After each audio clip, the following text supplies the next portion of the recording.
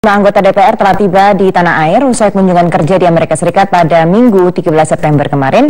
Kepulangan Setia Novanto Fadlizon ditunggu-tunggu publik untuk memperjelas polemik pertemuan mereka dengan bakal calon presiden Amerika Serikat Donald Trump. Benarkah pertemuan Setia Novanto dengan Donald Trump ditunggangi? Kita sudah terhubung dengan anggota Mahkamah Kehormatan Dewan Junimart Girsang langsung dari gedung DPR. Selamat malam Pak Junimart, langsung saja ini tadi kita mendengar laporan terkini yang Anda juga sudah share kepada media bahwa ada informasi terkait pemberian fee yang dilakukan oleh Donald Trump diserahkan melalui oknum untuk Setia Novanto. Seperti apa sebenarnya laporan ini? Ya, Andini, selamat malam. Selamat malam pecinta Metro TV. Tentang fee, ya, ini merupakan informasi yang masuk kepada kami. Tentu informasi ini, sekecil apapun informasi, kami harus dalami. Ya, kami harus dalami agar bisa diketahui apa motivasi pertemuan tersebut yang sebenarnya. Kalau disebutkan bahwa pertemuan tersebut untuk menarik investor, kan sudah ada juga pengakuan bahwa antara Donald Trump dengan Pak HT, ya, sudah ada hubungan bisnis yang jelas. Jadi kesimpulan kami sementara tidak ada hubungan menarik investor, ya, khususnya Donald Trump untuk berinvest di Indonesia. Informasi yang masuk ke kami itu disebutkan bahwa MNC Group, ya, telah bekerjasama dengan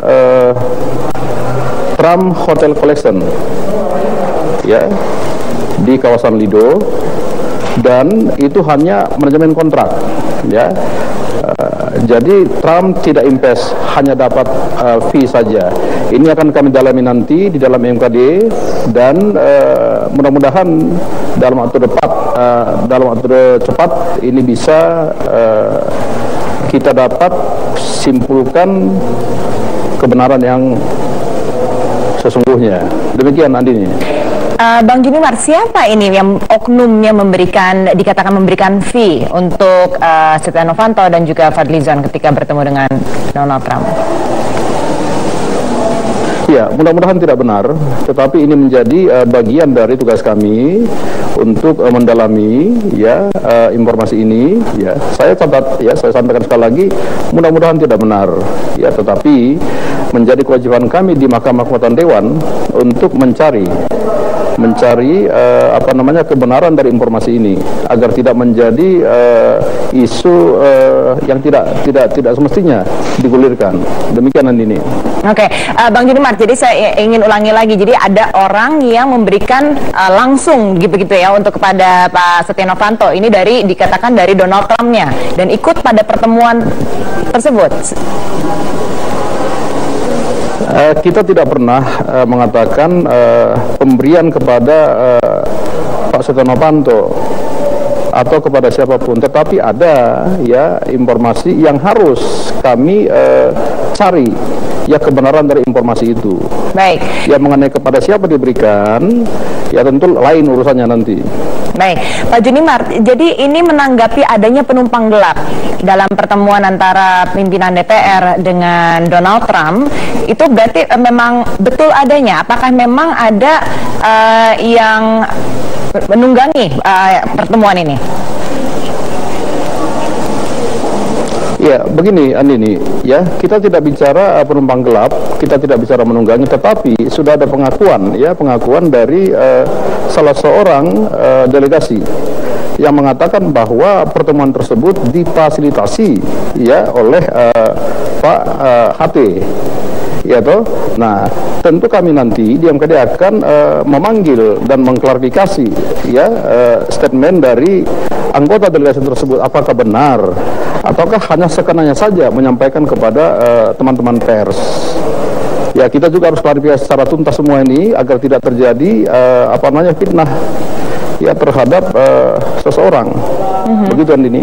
Baik Pak Junimart, kalau dilihat dari kode etik Dewan, seperti tadi Anda sudah katakan pertemuan ini difasilitasi oleh seorang pengusaha, sementara ini kan pimpinan DPR kita berbicara ya.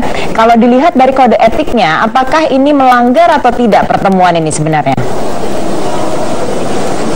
Begini ya, saya hanya kasih ilustrasi saja. Ya, misalnya di Indonesia, dan saya persempit di Sumatera Utara deh. Ya, ada untuk pemilihan gubernur. Ya, apabila dalam satu kampanye muncul pejabat yang punya pengaruh, pertanyaan saya, apakah itu salah? Kan tidak boleh. Ya, tidak boleh. Ya, sederhana, saya kasih untuk ilustrasi saja. Ya, dalam satu program kampanye, ya, dalam rangka kampanye tersebut, dalam masa tersebut muncul seorang pejabat yang punya pengaruh, ya, dan dia pejabat pemerintahan misalnya. Apakah itu boleh? Kan tidak boleh juga. Saya hanya kasih ilustrasi begitu, Andini. Baik, Pak Junimart, tapi kalau dari kode etik anggota Dewan sendiri, apakah ada di sini poin di mana etik untuk pimpinan begitu? Mungkin Anda bisa jelaskan setelah jeda pariwara berikut ini. Tetaplah bersama Prime Time News. Dari fraksi Gerindra, Fadlizon membantah menerima imbalan pada saat menghadiri kampanye pebisnis Amerika Serikat yang juga merupakan calon Presiden Donald Trump. Namun Fadli membenarkan ada pertemuan antara pengusaha Haritanu Sudibyo dengan Donald Trump. Ketua DPR Setia Novanto dan Fadlizon menggelar pers melihat hasil kunjungannya di negeri Paman Sam. Fadlizon membantah kehadirannya untuk meloloskan kepentingan bisnis antara pengusaha Haritanu Sudibyo dengan Donald Trump.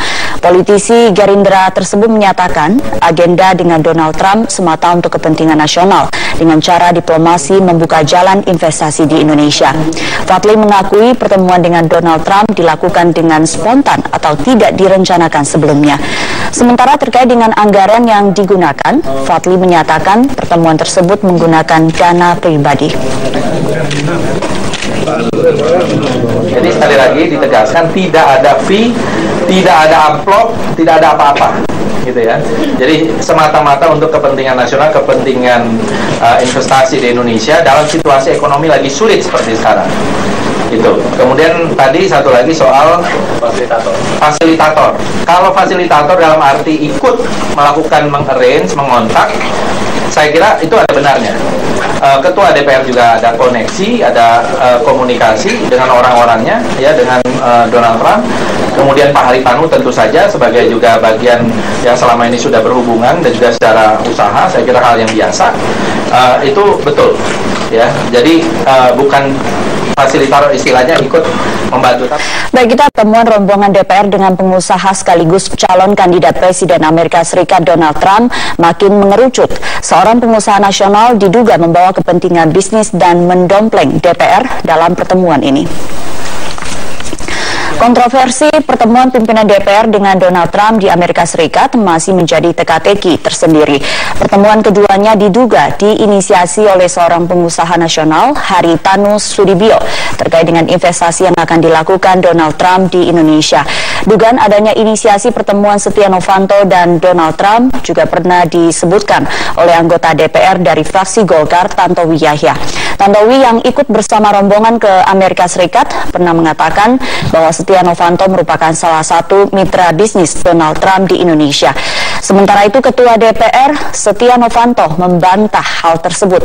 Meski mengakui untuk membicarakan iklim investasi di Indonesia, namun pertemuan dengan Donald Trump tanpa diinisiasi oleh siapapun. Urusannya itu urusannya Haritanu sendiri, saya semuanya ya itu saya lakukan dengan proses-proses yang biasa kita. Rencana pembangunan jadwal kegiatan rombongan DPR selama di Amerika Serikat. Rombongan yang terdiri dari Ketua DPR Setia Novanto serta anggota lainnya seharusnya kembali ke Indonesia 4 September. Dan berikut ini adalah dokumen agenda rombongan anggota DPR. Tertera nama Ketua DPR Setia Novanto dan 6 anggota Dewan lainnya, Fadlizon, Nurhayati Assegaf, Aziz Syamsuddin, Juliari Batubara, Tantowi Yahya, dan Michael Watimena. Para wakil rakyat ini seharusnya kembali ke Indonesia pada 4 September usai menghadiri pertemuan parlemen sedunia di New York, Amerika Serikat. Namun rombongan pimpinan DPR justru menemui Donald Trump dan baru kembali ke Indonesia pada 12 September. Dokumen akan didalami Mahkamah Kehormatan Dewan dan juga akan memanggil Badan Kerjasama antar Parlemen dan Kesekjenan.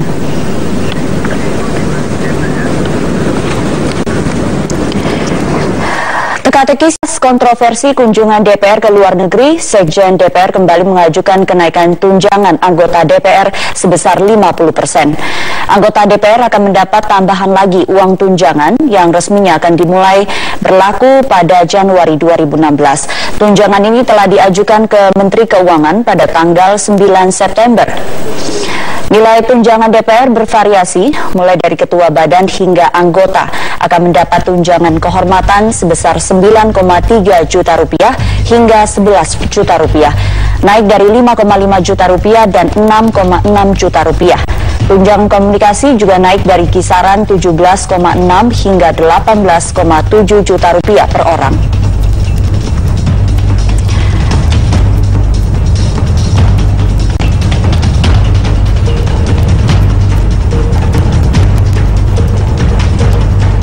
Ketua Badan Urusan Rumah Tangga DPR, Rumkono, menyatakan masih akan mempelajari lebih dalam usulan tersebut. Namun Rumkono menyatakan keputusan terakhir besaran tunjangan ada di tangan Menteri Keuangan. Sekjen kan tahu semuanya tuh.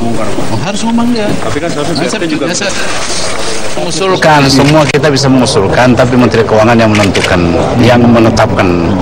Ya, buktinya anggaran kita sekarang diusulkan sekian 5 triliun. Diberi hanya 4 triliun, ya kita nggak bisa bikin apa-apa. Pertimbangan penyesuaian kehormatan, tunjangan kehormatan itu sama itu Kementerian Keuangan yang ngatur, bukan kita. Kementerian Keuangan ya. Saya bukan dari DPR kan Pak. Saya bukan dari DPR. Bukan BWRT. Itu usulan dari Kesekjenan terus kita sahkan ya. DPR menuai beragam tanggapan. Sekjen Forum Indonesia untuk Transparansi Anggaran atau FITRA, Yeni Sucipto, menyatakan DPR harus transparan dalam membahas kenaikan tunjangan. Seluruh rencana keuangan harus diberi penjelasan kepada pemerintah dan masyarakat agar penggunaannya dapat diawasi. Yeni menilai kenaikan tunjangan harus diikuti dengan kinerja anggota Dewan. Kalaupun teman-teman di DPR begitu meminta usulan untuk kenaikan gaji atau kenaikan tunjangan dalam bentuk apapun, kita sebenarnya setuju saja begitu kan. Kalau kita korelasikan dengan persoalan inflasi, tetapi catatannya adalah menunjukkan kerja-kerja yang maksimal sesuai dengan harapan, sesuai dengan target kinerja yang sudah direncanakan begitu loh, berkaitan dengan fungsi legislasinya, pengawasannya dan fungsi budgetingnya itu. Beredar